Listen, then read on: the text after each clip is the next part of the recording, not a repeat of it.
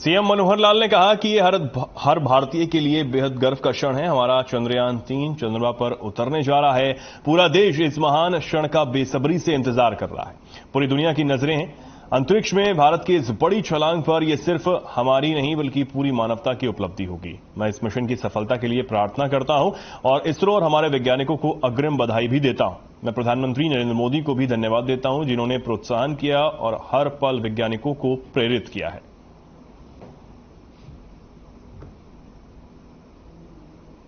भारतवासी के लिए आज गर्व और गौरव का क्षण है। सितारों से भी आगे बढ़ने के संकल्प के साथ हम चंद्रमा पर पहला कदम रखने जा रहे हैं। हमारा चंद्रयान-3 चांद पर उतरने जा रहा है। पूरा देश दम साधे इस महान क्षण की प्रतीक्षा कर रहा है। भारत द्वारा अंतरिक्ष में लगाई गई इस बड़ी छलांग पर आज पूरी दुनिया की भी निगाहें हैं। यह हमारी ही नहीं, मानव मात्र की उपलब्धि होगी।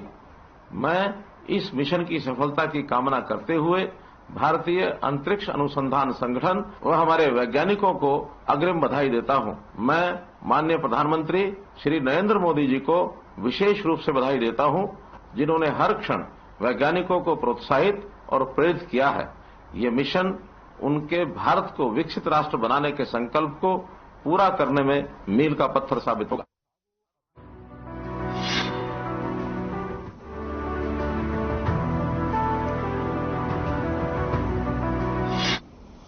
चंद्रयान-3 की चंद्रमा पर सॉफ्ट लैंडिंग को हरियाणा के स्कूलों के विद्यार्थी लाइव देखेंगे। इसके लिए स्कूल शिक्षा निदेशालय ने सभी जिला शिक्षा अधिकारियों को शाम को 5 से 6 बजे तक स्कूल खोलने के निर्देश दे दिए हैं। साथ ही ये भी कहा है कि शाम के समय जहां संभव हो वह शिक्षा विद्यार्थी के लिए 1 घंटे के लिए सभा आयोजित की जाए। वहीं जहां संभव नहीं होगा उन स्कूलों में अगले दिन सुबह सॉफ्ट लैंडिंग प्रक्रिया का प्रसारण किया जाएगा। निदेशालय के निर्देशों में कहा गया है कि चंद्रयान-3 की लैंडिंग का स्कूलों में 5:20 से सीधा प्रसारण किया जाएगा। चंद्रयान-3 की लैंडिंग के दौरान प्रधानमंत्री नरेंद्र मोदी भी राष्ट्र को संबोधित करेंगे।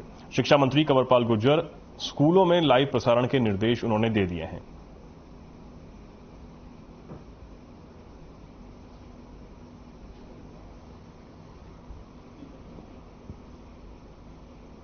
हमारे वैज्ञानिकों की है जो इतनी बड़ी सफलता मिलने जा रही है, और मैं समझता हूं कि ये बहुत बड़ी उपलब्धि है और पूरी दुनिया का ध्यान इसकी तरफ है।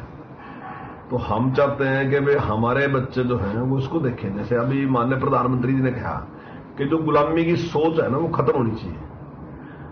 तो अब टाइम ये है कि भारत जो है वो एक उभरती शक्ति है तो बहुत स्पीड के साथ दुनिया में तरक्की कर रहा है, और उन बच्चों के मन में भी इसी प्रकार का भाव जगना चाहिए कि जो उपलब्धि हमने प्राप्त की उसको अपनी आंखों से जो देखेंगे तो निश्चित तौर से उनका जो आत्मविश्वास है वो बढ़ेगा और निश्चित तौर से वो देश के काम आएगा। देश को आगे लेके जाने में बहुत बड़ा उसका योगदान होगा।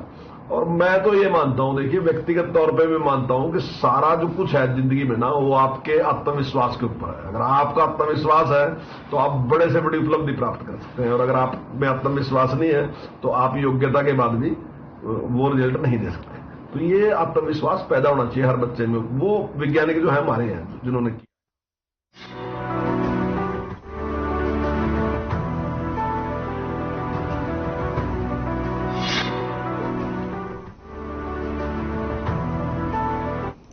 हरियाणा कांग्रेस प्रदेश प्रभारी दीपक बावरिया 4 दिन के दौरे पर हैं। हिसार, सिरसा, अंबाला और कुरुक्षेत्र लोकसभा के कार्यकर्ताओं और नेताओं से मुलाकात करेंगे। अब तक कांग्रेस में 6 लोकसभा सीटों पर कार्यकर्ताओं से मुलाकात पूरी हो चुकी है। आज सिरसा लोकसभा के कार्यकर्ताओं से कांग्रेस प्रभारी दीपक बावरिया ने मुलाकात की है। सिरसा लोकसभा के कार्यकर्ताओं से बैठक के बाद प्रभारी दीपक बावरिया का बयान भी सामने आ गया है, जिसमें उन्होंने कहा कि बैठक के दौरान कार्यकर्ताओं ने योग्यता के आधार पर टिकट देने की वकालत की है और सभी लोकसभा सीटों पर बैठक पूरी होने के बाद भी अगर कोई कार्यकर्ता मिलना चाहता है तो उसे दिल्ली में मिला जाएगा।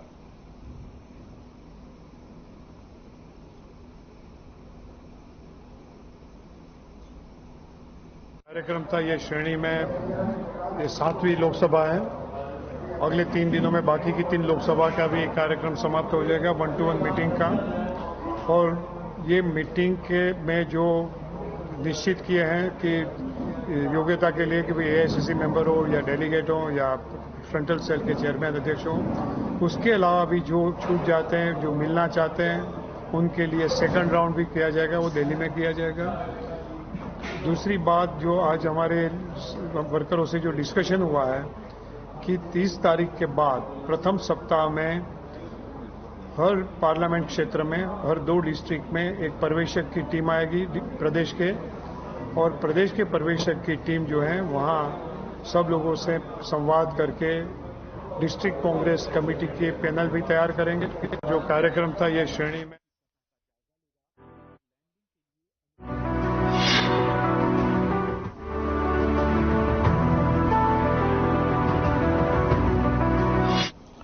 हरियाणा कांग्रेस के प्रदेश अध्यक्ष उदयभान से हमारे संवाददाता ओपी शर्मा ने खास बातचीत की है। इस बातचीत में उदयभान ने लोकसभा चुनाव को लेकर अपनी बात रखी। उदयभान ने कहा कि प्रदेश में लोकसभा स्तर पर बैठकों का सिलसिला लगातार जारी है। पार्टी में भाई भतीजावाद, कोटा सिस्टम और सिफारिश के आधार पर टिकटों का बंटवारा नहीं होगा।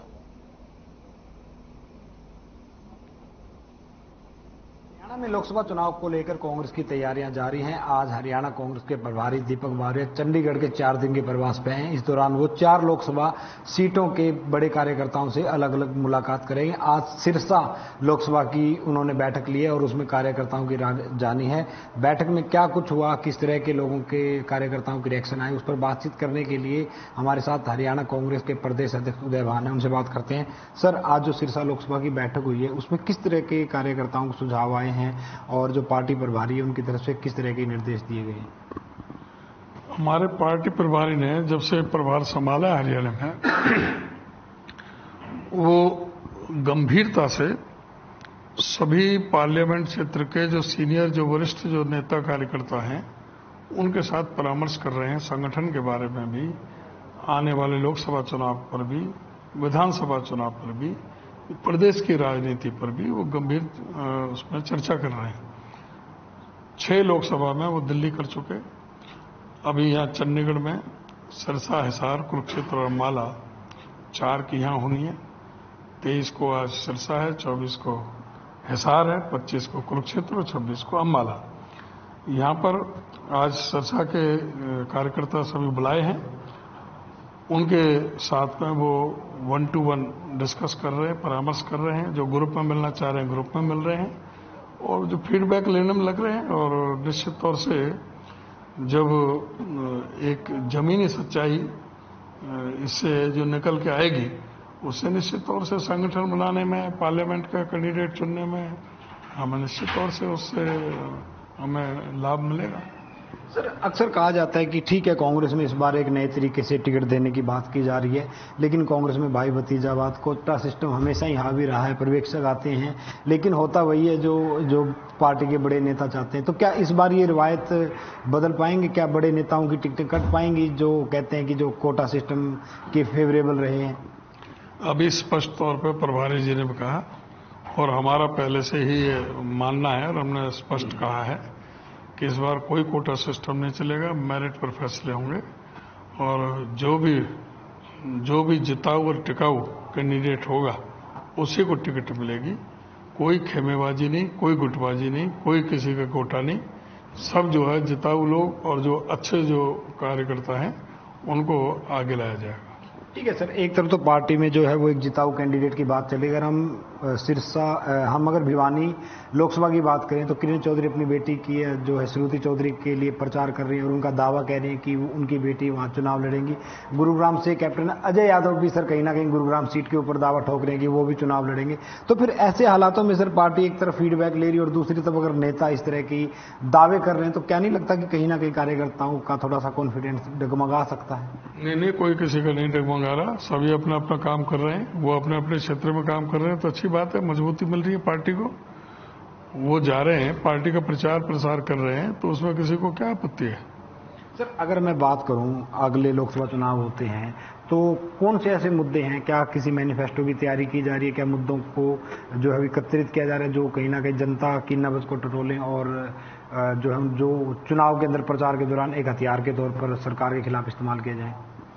नहीं, घोषणा पत्र में तो सारे मुद्दे रखे जाएंगे और जहां तक मुद्दों की बात कर रहे हो, ये तो मुद्दे ही मुद्दे हैं सरकार के खिलाफ, केंद्र में भी और राज्य में भी। आप जहां भी जो आज देश में जो अर्थव्यवस्था का जो बंटाधार हुआ है, देश को और प्रदेश को कर्ज के जाल में फंसा दिया। जहां देश का 56 लाख करोड़ का कर्जा था जब ये मोदी जी की सरकार आई थी, आज 171 लाख करोड़ का हो गया है। हरियाणा में 70,000 करोड़ का कर्जा था जो आज 4.5 लाख करोड़ का हो गया है। आज कोई बच्चा अपने मां के पेट से जन्म लेता है तो हरियाणा में 1,32,000 रुपये का कर्जा लेकर के पैदा हो रहा है।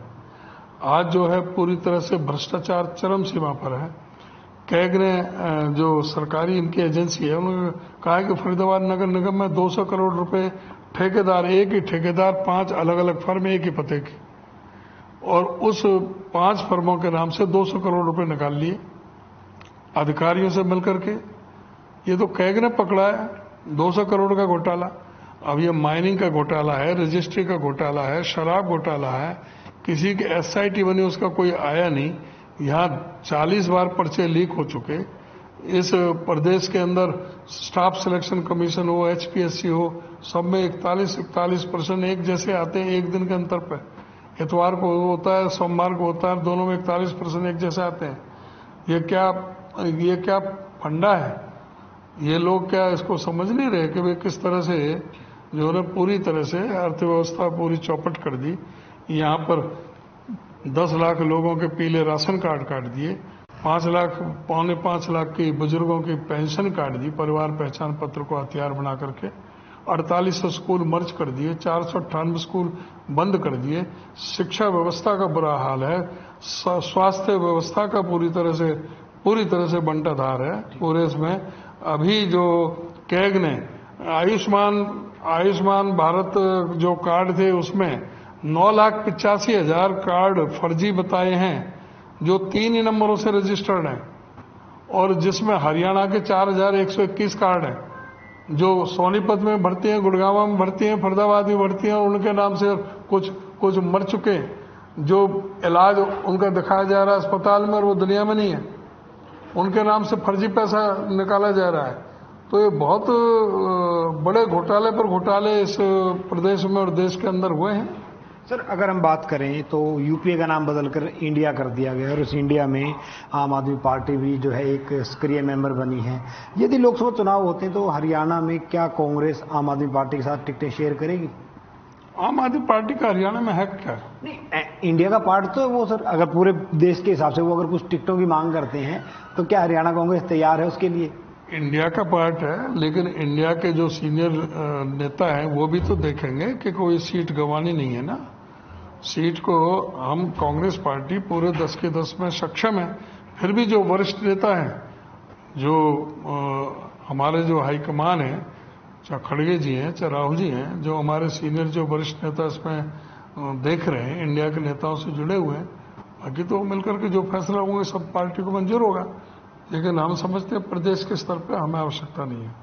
सर, अगर मेवात की बात करें तो करीबन 31 तारीख का मामला था और 22 से 23 दिन का अरसा हो गया है, लेकिन अब तक मास्टरमाइंड जो है वो कहीं ना कहीं पकड़ा नहीं गया है। इसको लेकर क्या कहना चाहेंगे? मास्टरमाइंड तो खुद सरकार ही पकड़ा कहां से जाए।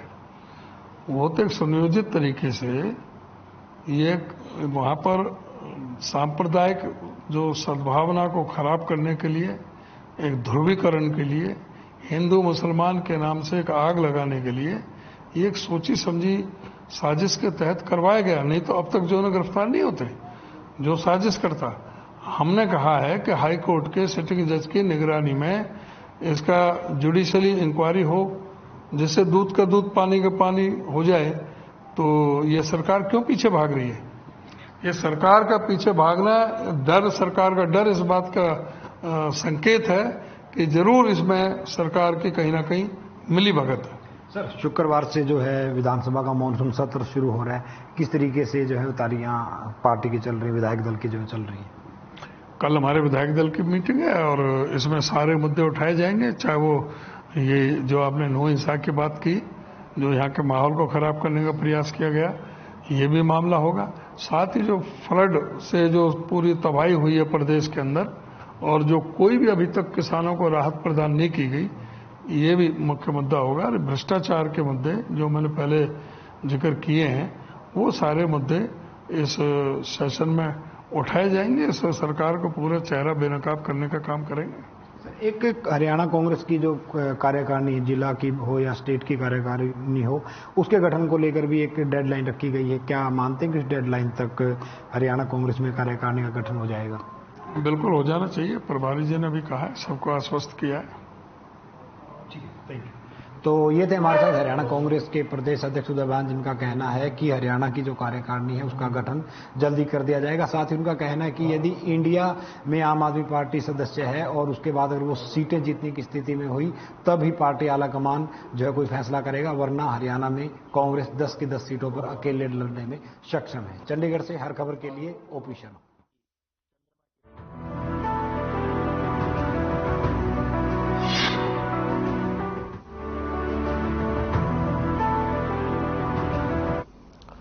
खबर कुरुक्षेत्र से है, जहां लीबिया में माफिया के चंगुल और जेल में फंसी हरियाणा और पंजाब के 17 युवक 197 दिन बाद सकुशल अपने घर वापस आ गए। हालांकि इन 197 दिनों में एक दुखद घटना भी घटी, जिसमें पंजाब के युवक टोनी की मौत हो गई। अभी उसका शव भारत नहीं पहुंचा है, जिसे भारत लाने के लिए उसके परिजन सरकार से लगातार गुहार लगा रहे हैं। घर लौटे अपने बच्चों को देखकर परिजन फूले नहीं समाये। इन युवकों को ट्यूनीशिया में भारतीय दूतावास की मदद से व्हाइट पासपोर्ट पर भारत लाया गया, जिन्हें दिल्ली एयरपोर्ट पर पूछताछ कर परिजनों को सौंप दिया गया।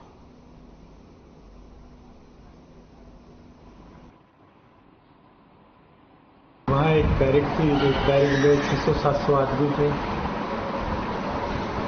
खाना मिलता था अपने यहाँ, जो डबल रोटी होती है वहाँ खुब्जा बोलते हैं इसको।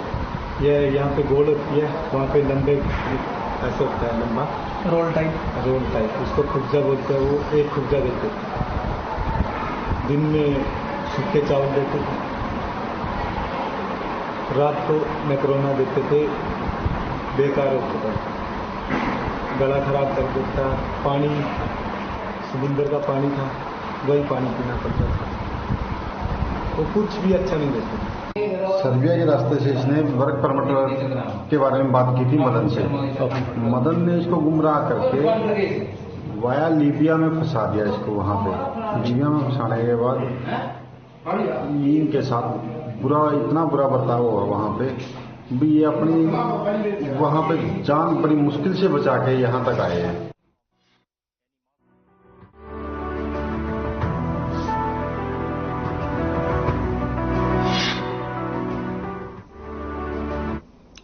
क्योडक चौकी टीम की ओर से एचसी कुलबीर सिंह को मिली गुप्त सूचना के आधार पर पोल्ट्री फार्म में अवैध पटाखा फैक्ट्री चलाने को लेकर रेड की थी। अब टीम ने सेठान मोहल्ला कैथल निवासी शमशाद खान को गिरफ्तार कर लिया है।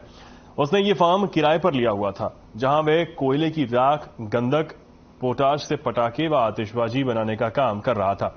उसके पास पटाखा बनाने का कोई भी वैध लाइसेंस नहीं था। छापेमारी के दौरान पोल्ट्री फार्म के अंदर से 6 खाली प्लास्टिक बाल्टी, 2 प्लास्टिक टब समेत तमाम सामग्री बरामद की गई है। आरोपी के खिलाफ थाना सदर में केस दर्ज कर आगामी कार्रवाई शुरू कर दी गई है।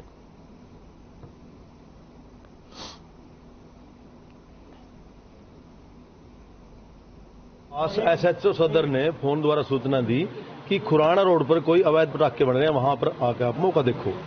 तो हम वहां ऑफिस से आए और आके देखा, यहां वैसे पुराना पोल्ट्री फार्म है, लेकिन इसमें पोल्ट्री फार्म कार्य नहीं, इसमें कोई पटाखे बगाना कार्य चल रहा है जो बिना लाइसेंस के चल रहा है। हमारी कोई नॉलेज में नहीं, ना हमारे डिपार्टमेंट से, ना डीसी साहब से, ना मेरे के हिसाब से, क्योंकि हमारे पास कैथल में 3 गोदामों की परमिशन है, वो भी फरीदाबाद से और डीसी साहब से ली।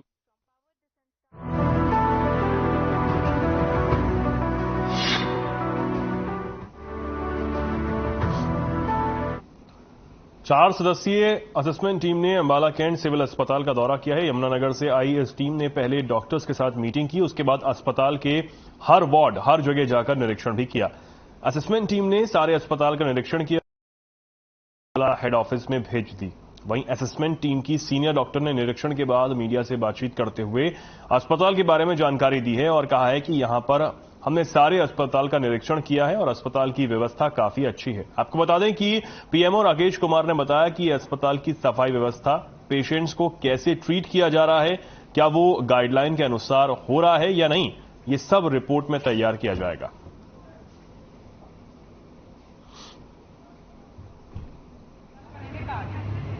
ये स्टेट असेसमेंट आई है हमारी है, जो गवर्नमेंट के जो रूल्स हैं, उनकी गाइडलाइंस हैं, उनके हिसाब से हर हॉस्पिटल की स्टेट असेसमेंट होती है क्वालिटी के अंदर। तो प्रोग्राम का नाम क्वालिटी है, क्वालिटी असेसमेंट एनक्वास कहते हैं इसको। और उसके अंदर जो है वो दूसरे जिले की टीम आती है, हमारे लोग अपना साथ होते हैं, लेकिन असेसमेंट दूसरे डिस्ट्रिक्ट ने करनी होती है। तो आज हमारे स्टेट असेसमेंट जो आई है वो यमुनानगर से डॉक्टर्स आए हैं, उसके अंदर 4 लोग हैं उसके अंदर। तो पहले से ही एनक्वास सर्टिफाइड हॉस्पिटल है, हॉस्पिटल की मेंटेनेंस बहुत अच्छी है, पेशेंट लोड भी बहुत अच्छा है, इतनी ज़्यादा कोई कमियां नहीं है हॉस्पिटल में, सफाई वगैरह की भी व्यवस्था बहुत अच्छी है। तो ज़्यादातर चीज़ें अच्छी ही हैं हॉस्पिटल में।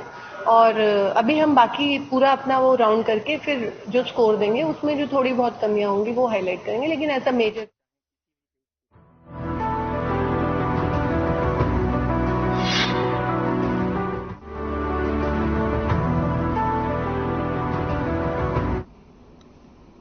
हरियाणा के पंचकुला में बम शेल मिलने से हड़कंप मच गया। मामले पर एसएचओ सुशील कुमार ने बताया कि ये एमडीसी सेक्टर 6 इलाके में सड़क निर्माण कार्य के दौरान बम शेल मिला है। सूचना मिलते ही बम निरोधक दस्ते को मौके पर बुला लिया गया। बताया जा रहा है कि ये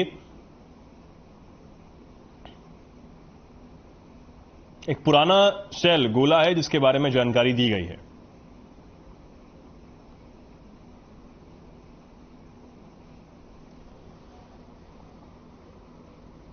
ये आईटी पार्क के साथ सेक्टर 6 एमडीसी पंचकुला का एरिया लगता है जी। और उसमें एचएससीबी विभाग वाले अपना सड़क बना रहे थे और उसमें मिट्टी डाल रहे थे, और जहाँ से मिट्टी लेके आए थे उस मिट्टी के अंदर एक बम नुमा शेल मिला था। हमें उस सूचना दी थी एक चाय वाले ने, राकेश कुमार है उसका नाम। उसने जैसे फोन किया तो हम मौके पे पहुंचे, हमने आके देखा तो हमने अपनी एंटी सैबोटेज टीम जो बम डिस्पोजल टीम है उसको मौके पे बुलाया। उन्होंने आइडेंटिफाई किया कि ये कोई मिलिट्री का पुराना शेल है, और फिर हमने अपने अधिकारियों को बताया और अधिकारियों के माध्यम से हमें मिलिट्री को एक रिक्वेस्ट लेटर लिखा है, वो सुबह आएंगे और हमारी टीमें भी आके इसको सिक्योर करके एरिए को गई हैं सारी।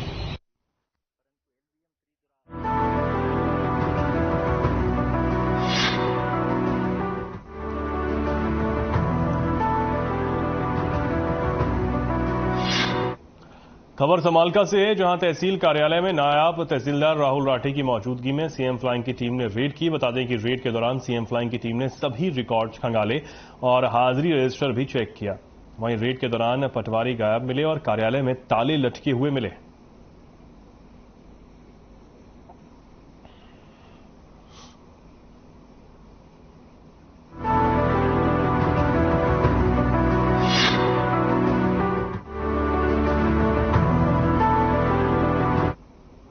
यमुनानगर में डेंगू एवं चिकनगुनिया के मामलों में लगातार बढ़ोतरी हो रही है, जिसके चलते स्वास्थ्य विभाग ने स्वास्थ्य अधिकारियों को अलर्ट जारी किया है। यमुनानगर जिले में अब तक डेंगू के 87 और चिकनगुनिया के 43 मामले पॉजिटिव आ चुके हैं। डेंगू से यमुनानगर जिले के अलग अलग इलाकों में 3 लोगों की मौत भी हो चुकी है। हालांकि स्वास्थ्य विभाग का कहना है कि इन तीनों में डेंगू पॉजिटिव नहीं था, मौत के अन्य कारण भी रहे हैं। यमुनानगर अस्पताल में डेंगू के लिए 10 बेड रिजर्व किए गए हैं, जबकि ईएसआईएस अस्पताल में 4, जगाधरी में 8 और साडोरा अस्पताल में 2 बेड डेंगू के लिए रिजर्व किए गए। उन्होंने बताया कि बकाला गांव के एक व्यक्ति की निजी अस्पताल में मौत हुई थी। इसी तरह फिरोजपुर गांव के 2 लोगों की मृत्यु भी यहां हुई। इन दोनों मामलों में सैंपल लिए गए थे जिनमें डेंगू पॉजिटिव नहीं पाया गया। इनमें मृत्यु के अन्य कारण हैं, फिर भी फिरोजपुर में 32 लोगों के सैंपल ले लिए गए।